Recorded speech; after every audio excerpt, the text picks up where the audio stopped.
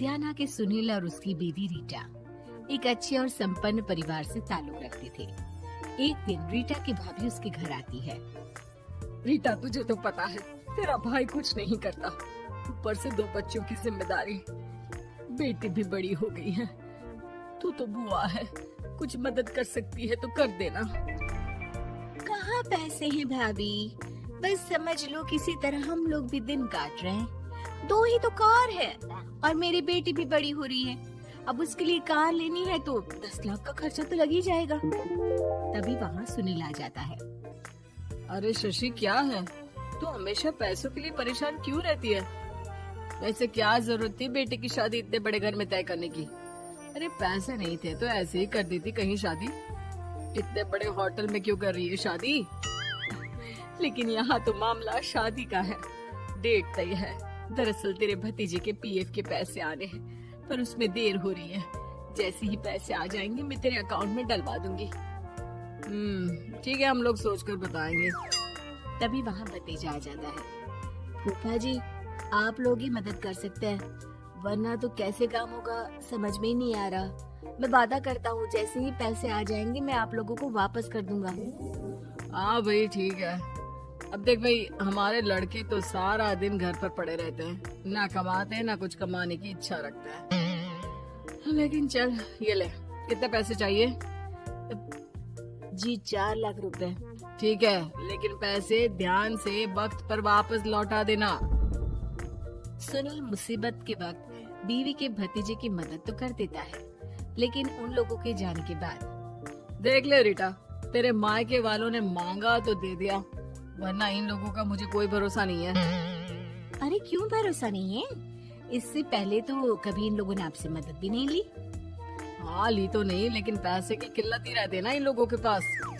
अरे ठीक है ना, नहीं लौटा पाए तो भतीजे के ससुराल से निकाल देंगे। सुना है बड़े घर में शादी हो रही है।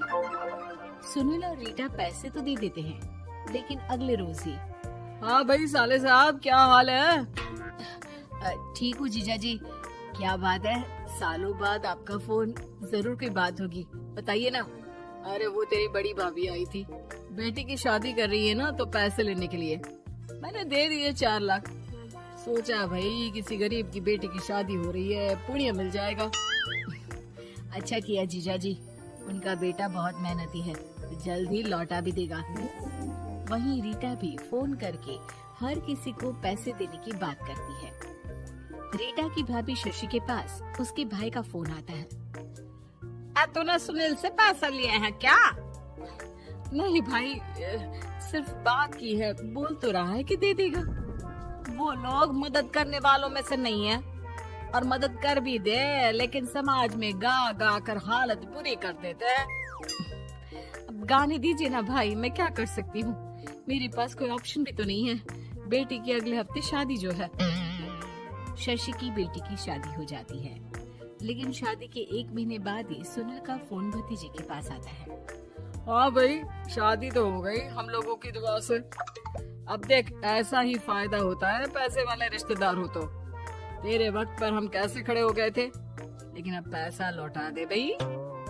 जी मैंने पीएफ के लिए अप्लाई कर दिया था, उसकी नोटिफिकेशंस मैं आपको भी भेज देता हूँ। मुझे लगता है 10 दिन में पैसे आ जाना चाहिए।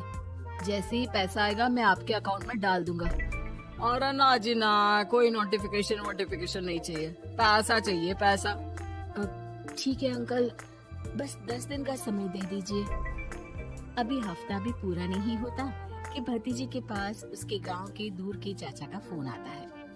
और बेटा क्या बात है, सुनील के कोई पैसे ले रखे हैं तो दे क्यों नहीं देता? हाँ चाचा जी, बात तो हुई थी, 10 दिन का वक्त मांगा है, उम्मीद है हो ही जाएगा।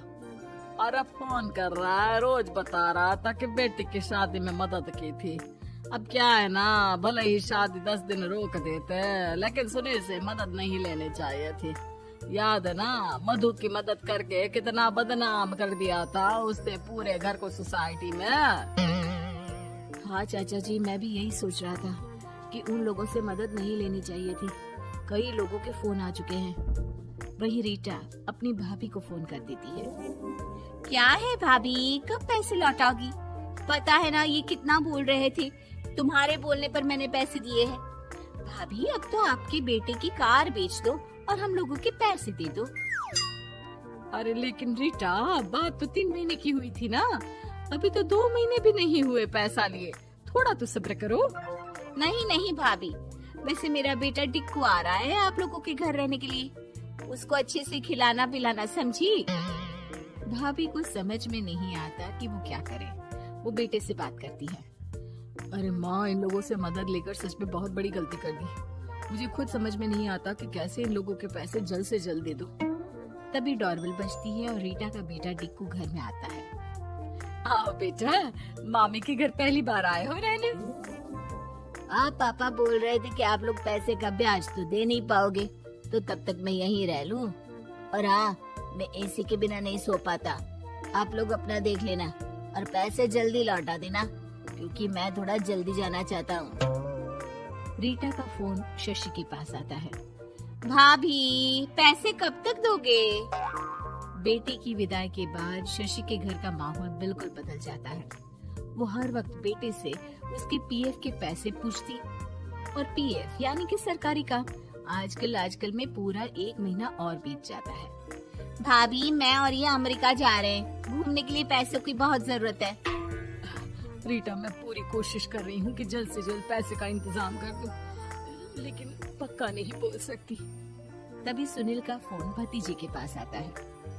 देख माना 3 महीने की बात हुई थी पैसे लौटाने के लिए, लेकिन अभी मुझे पैसों की काफी जरूरत है। मैं अमेरिका जा रहा हूँ, तो पैसे मैंने किसी से ब्याज में पकड़ लिए हैं। तू हर महीने 4 लाख का 20,000 ब्याज डाल देना मेरे अकाउंट में। सुनील फोन रख देता है, लेकिन भतीजा काफी परेशान हो जाता है। वो ऑफिस से शाम को घर आता है कि माँ पूछती है, क्या हुआ बेटा? बेटा माँ को सारी बात बता देता है। माँ भगवान के सामने हाथ जोड़कर खड़ी हो जाती है और रोने लगती है कि तभी बेटे का मोबाइल पर मैसेज बजता है। माँ, पीएफ के पैसे आ गए। और वो ऑनलाइन ही सुनील के पैसे वापस कर देता है। भला हो भगवान का। लेकिन आज एक बात तो समझ में आ गई, मदद हमेशा उन लोगों से लो जो मदद के बदले आपसे मदद में दी गई रकम ही वापस लें, ना कि समाज में आपकी इज्जत।